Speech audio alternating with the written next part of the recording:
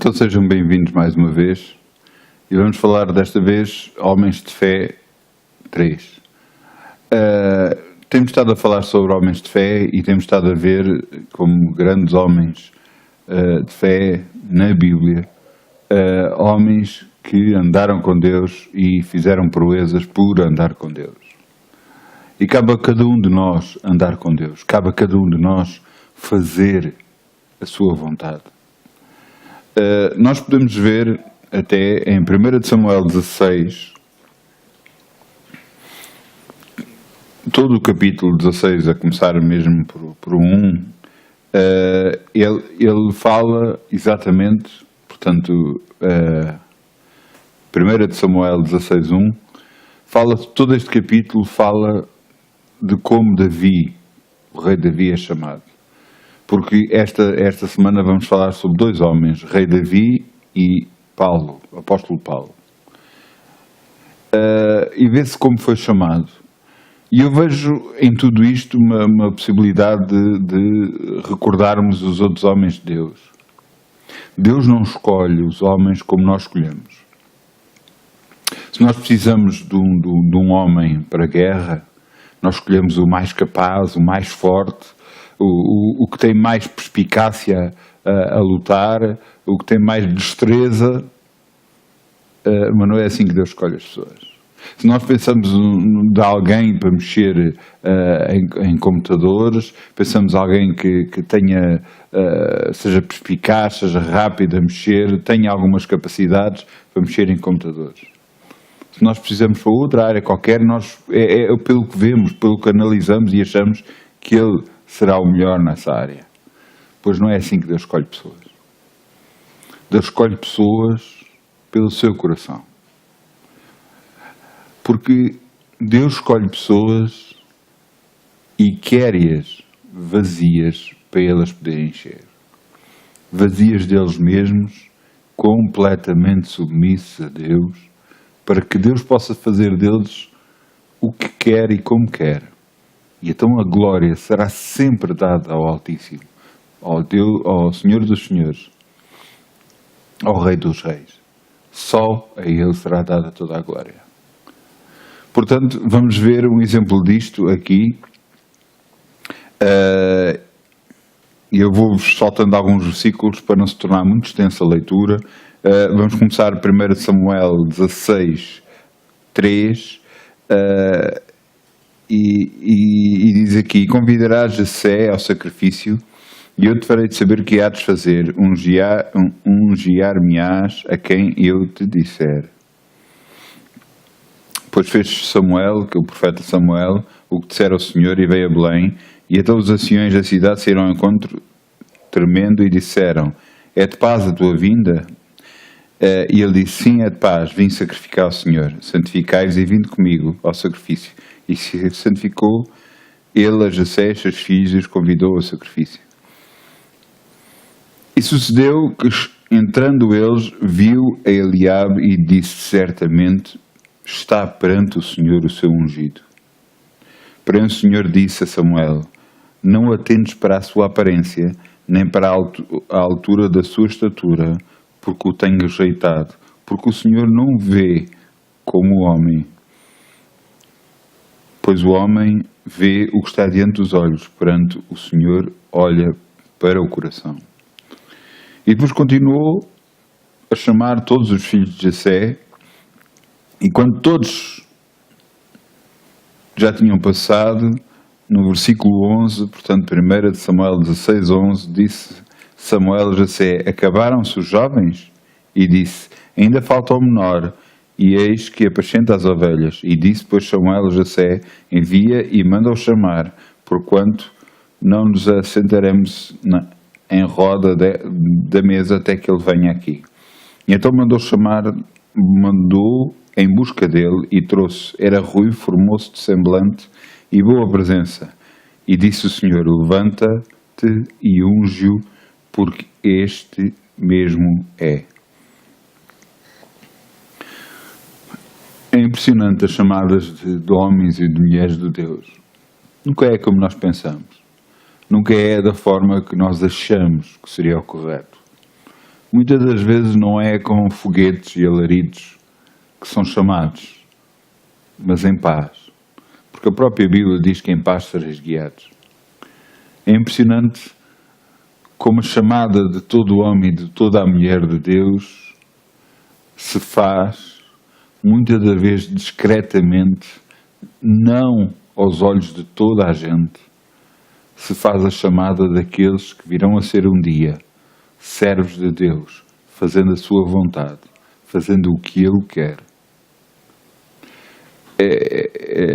Muitas das vezes, aqueles homens que acham que são os mais capazes, os melhores para determinada função, põem sempre as suas opiniões no meio. E isso torna-se impedimento para Deus, para poder fazer o que Ele quer. Todo aquele que é chamado não está para achar nada, não está para pôr opiniões sobre nada, mas está para obedecer. E isto, para alguns, se torna difícil, enquanto para outros se torna muito fácil. É a diferença entre um chamado de um homem de Deus e um chamado de um homem que se julga ter Deus na sua vida. É a diferença. Nós temos que nos submeter ao Altíssimo para que Ele possa operar. E se você tem uma capacidade disto, daquilo, daquele outro, seja do que for, em que área for, música, louvor, adoração, seja de grupos familiares, seja no que for, entregue tudo isso a Deus e deixe Ele fazer. Não vai ser nas suas capacidades que Ele vai operar, mas vai ser nas capacidades dele em si. E esta é a parte impressionante. Coisas que você julgava que não era capaz de fazer, vai começar a fazer. Porque Deus está em si, operando. E então você reconhece que não é as suas capacidades, mas as capacidades de Deus que está em si. E então lhe vai lhe dar sempre glórias. Porque tudo é dele. Davi foi chamado na infância, era um jovem. A partir daí começaram a acontecer coisas espetaculares com ele. Quem é que não conhece da história de Davi e Golias, em que ele enfrenta o Golias, um homem de quase 3 metros de altura, muito forte, em que todo o exército de Israel tinha medo, e ele, um adolescente, agarrou e foi para o campo de batalha para o enfrentar. E ele diz na descrição: eu venho a ti em nome do Senhor dos Exércitos. Eu venho a ti em nome do Senhor dos Exércitos. E ouça, não importa qual a batalha que você está a enfrentar. Você não a vai enfrentar sozinho, você vai enfrentar em nome de Jesus. No nome do Senhor dos Exércitos. E é nessa capacidade que você tem que operar. Se você prega em nome do Senhor dos Exércitos. Se você louva em nome do Senhor dos Exércitos. Se você faz qualquer função na igreja que você acha que não é capaz, você o faz em nome do Senhor dos Exércitos. E não se esqueça, as coisas acontecem cada vez que você age por fé. Davi foi um homem desses que começou muito novo a acreditar em Deus e a andar com Deus, e sempre o buscou para todas as decisões que ele fez. Claro que no meio de toda a sua caminhada teve erros, porque ele teve decisões que ele tomou sozinho, não buscando a Deus, achando que seriam as corretas, e por causa do erro dele o povo sofreu e ele próprio sofreu consequências por causa disso. Mas do caráter de Davi era o arrependimento. Ele arrependia-se muito facilmente de tudo o que fazia. Cada vez que era confrontado com alguma coisa de erro, ele imediatamente se punha de joelhos e pedia perdão a Deus. Por isso é que Deus lhe sempre chamou que Davi era segundo o seu coração. E é impressionante um homem ser chamado assim. Davi é o exemplo de todo o homem e toda a mulher. Porque todos estão destituídos da glória de Deus. Todos pecaram, nem um só sobrou. E Davi é o exemplo disso. Muitas das vezes apontado pelos seus erros, mas quantos de nós não fizemos erros? Apontado muitas das vezes como um exemplo a não seguir, mas Deus o chamava segundo o seu coração. Deus dizia dele que era segundo o seu coração. Será que não é um exemplo a seguir? De todos os homens que nós vemos na Bíblia são expostos e é-lhes mostrados os erros e as virtudes. Sempre. A Bíblia nunca escondeu nada. Mas mostra algo que nós devemos ver. Devemos ver os erros deles e aprender com eles, para nós não cairmos nos mesmos erros. E devemos também ver as virtudes deles, para aprender com elas. Davi buscava a Deus antes de cada batalha. E buscava como devia atacar. Da mesma forma, nós, antes de qualquer decisão, devemos buscar ao Senhor. E pedir ao Senhor como eu vou operar. Isto é um grande segredo. Esperar em Deus e esperar a sua resposta é um grande segredo de Deus. E Davi conhecia esse segredo. Davi, um homem que andou com Deus, um homem de fé, porque confiava em algo que era invisível aos olhos humanos. Ele confiava em Deus com a sua vida. E quantos de nós hoje estamos confiando em Deus pela nossa vida? Não nos podemos esquecer que Deus é que opera tudo em todos. Não nos podemos esquecer que Ele nos ama. Eu insisto muito nisto. Mas será que você sabe exatamente o que quer dizer a palavra ama?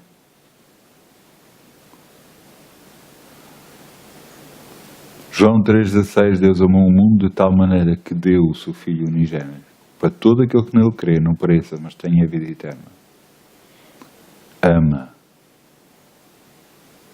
Ele deu de si. Isto é amor.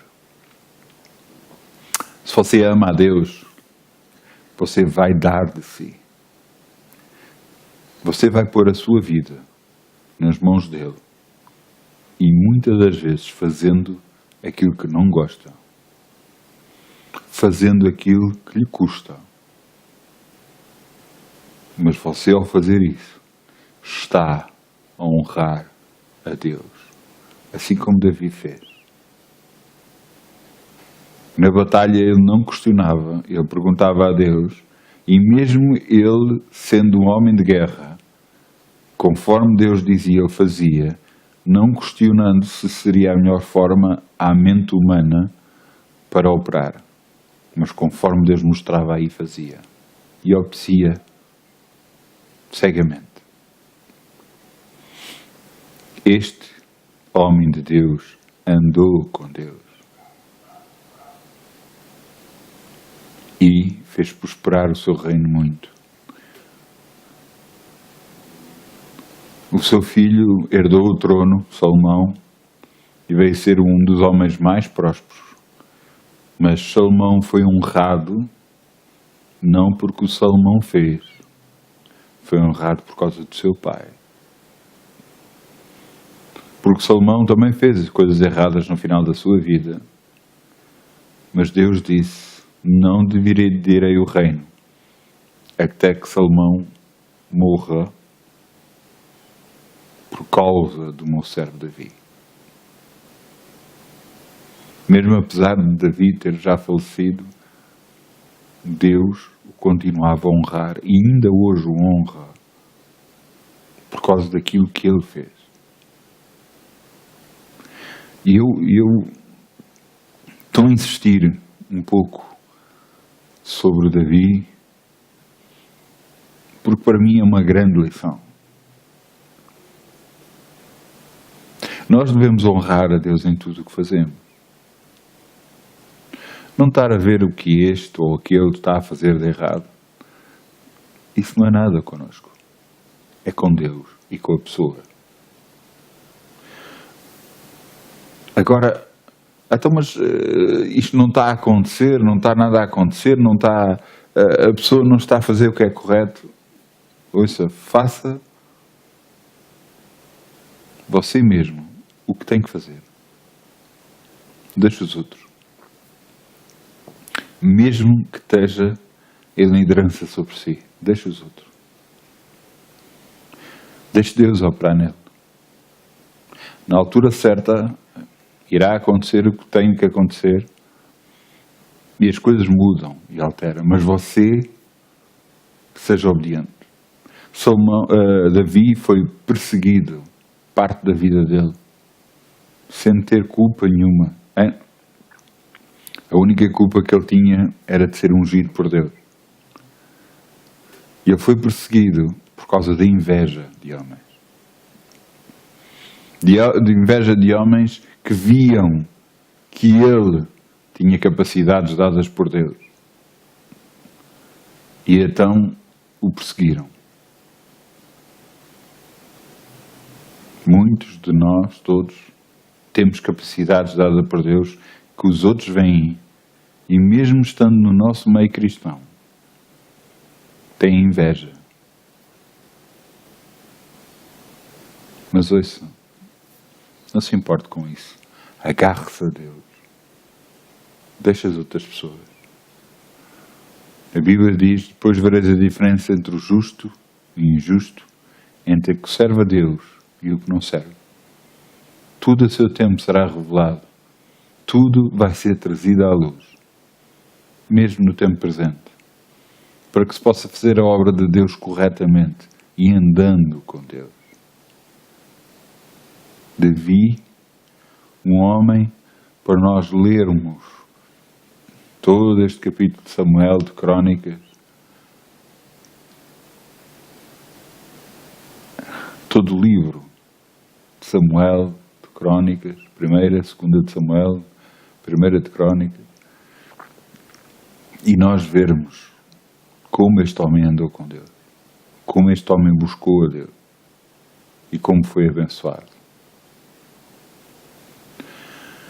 E agora vamos passar a outro homem, também chamado por Deus, apóstolo Paulo. Paulo era aquele que perseguia a igreja. Ele era judeu,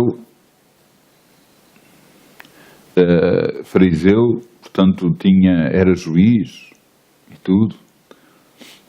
E ele era temente a Deus, muito temente a Deus, de tal forma que pediu cartas para prender aquela seita que se chamavam aqueles que seguiam a Jesus, os cristãos. E numa dessas viagens, Jesus lhe apareceu e lhe pergunta: por que me persegues? E ele disse: mas eu te persigo, mas quem és tu? Eu sou Jesus a quem persegues. E ele ficou sem ver por causa da claridade tanta que saía do Senhor para ele. Por causa do brilho que ele viu, ficou cego sem poder ver. O que aconteceu a seguir foi que ele se humilhou por completo. Teve uns dias cego, em que alguém veio ter com ele e impôs as mãos e o curou. E ele, de perseguidor, daquele que andava atrás dos cristãos, começou a ser perseguido. Porque começava a pregar a Jesus. Ele aprendeu que realmente Jesus era o Filho de Deus. Coisa que os judeus rejeitam por completo. Ele começou a buscar, mesmo não tendo andado com o Senhor Jesus, não ter sido dos apóstolos que andaram com Jesus, ele teve um conhecimento superior aos outros por causa do que ele buscava a Deus. Ele escreveu 2/3 do Novo Testamento. As revelações que eles tinham eram impressionantes. Por isso, o que ele escreveu. O próprio apóstolo Pedro diz que o que ele escrevia era de difícil interpretação. Porque apesar de o apóstolo Pedro ter andado com Jesus, a comunhão que ele tivera depois não era tão grande como Paulo tinha com Jesus. Através do seu Santo Espírito, ele teve revelações incríveis. Uma delas fala que ele foi levado no corpo, ele diz, não sabe se no corpo, se fora do corpo, ao terceiro céu. E viu coisas que não consegue descrever. O que é impressionante neste apóstolo Paulo é que ele realmente amava a Deus. Ele, sendo judeu, amava realmente a Deus. E foi notado por Deus por causa desse amor. E foi chamado por causa disso. Ele estabeleceu igrejas em todo o mundo conhecido na altura. Portanto, toda a parte da Europa, toda a parte da Europa e Ásia, junto ao Mediterrâneo, ele abriu igrejas, estabeleceu igrejas. Fez muitos milagres pelas suas mãos. Porque ele acreditava em algo que Deus lhe estava a mostrar. E ouçam, hoje mesmo, todos nós, como é que nós estamos a andar? Eu falo todos nós. Como é que nós estamos a andar na nossa vivência cristã? Confiamos no livro que Deus nos deu, a Bíblia Sagrada, confiamos nele totalmente, ou vamos pôr reticências em alguns pontos? Eu não quero entrar em pormenores, porque há coisas que eu ultimamente tenho ouvido que me têm doído muito. Eu não consigo entender um Deus que não opera, que não faz o melhor para os seus filhos. Eu não acredito nisto. Eu não acredito que Jesus tenha morrido só para nós podermos ir à igreja, só para nós sermos salvos. Não. Eu acho que Jesus morreu por nós, para nós andarmos de vitória em vitória. Para nós sermos o povo conquistador de Jesus, a igreja do nosso Senhor Jesus Cristo. A igreja mais que vencedora, que é capaz de operar tudo, orando, buscando de Deus as suas maravilhas. Isto eu acredito do fundo do meu coração. E há alturas que, para mim, quando eu falo com certas pessoas, é muito difícil. Mesmo muito difícil. Porque eu não sei se elas estão a ler o mesmo que eu leio. Deturpam a própria Bíblia dizendo, não, isto foi na altura de Jesus, não agora. O que me faz a mim muita confusão. Eu ainda há pouco disse ao Senhor, há uns dias atrás, disse ao Senhor, Senhor, assim tu cumpras a tua palavra em mim, eu faço tudo o que tu quiseres. Se tu cumprires o que está escrito na minha vida, eu faço tudo o que tu quiseres. Foi isso que eu lhe disse. E eu acredito do fundo do meu coração que Deus cura. Eu acredito do fundo do meu coração que Deus liberta. Eu acredito do fundo do meu coração que Deus abençoa. Eu acredito. Algumas pessoas me chamam ingênuo em algumas coisas. Mas eu acredito tanto que eu não consigo ser de outra forma. É impossível. Iria contra tudo o que eu sou. E então, em que é que ficamos? Estamos a falar do apóstolo Paulo. Estamos a falar de homens de fé. ficamos cada um ande com Deus na medida que tem de Deus. Deus é um Deus grande. Se você o fizer grande. Se eu o fizer grande. Senão, vai ter o tamanho que você lhe der.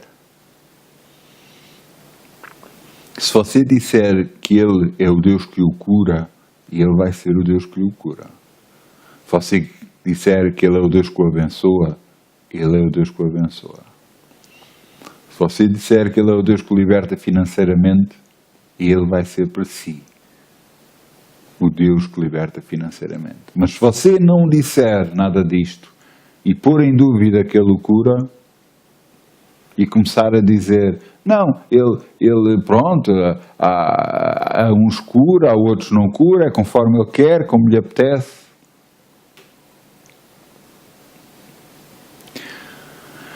Há um relato na Bíblia que diz assim, que mesmo vocês sendo maus, sabeis dar boas coisas aos seus filhos, quanto mais o vosso Pai do céu.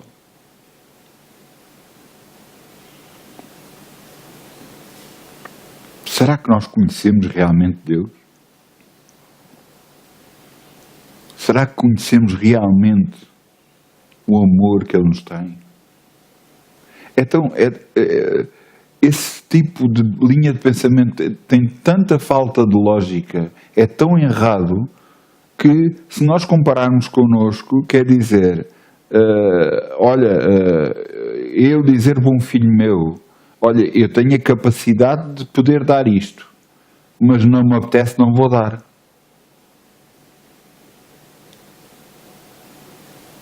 Quer dizer, eu tenho a capacidade de te poder ajudar, mas não vou fazer porque não quero.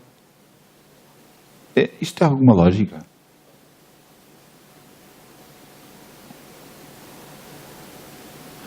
Se um filho meu me busca